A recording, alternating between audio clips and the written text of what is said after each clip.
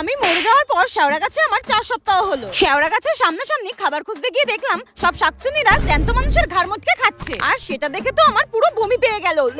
তারপর আমি ভাবলাম আমিও তো শাকচুন্নি হয়ে গেছি, আমি কেন ঘেন্না পাচ্ছি, আমাকে তো এগুলোই খেতে হবে। কোনো খাবার না পেয়ে আমি অন্যদিকে যাচ্ছিলাম, হঠাৎ দেখলাম আরো একটা শাকচুন্নি নতুন এসেছে, আর আমি তাকে জিজ্ঞাসা করলাম তুমি কি আজকেই মরেছো? সে ঘাড় নেড়ে জানায় হ্যাঁ আমি আজকেই মরেছি, তুমি কি আমার সাথে গল্প করবে? আমি মনে মনে ভাবি এর সাথে নাকি গল্প করব।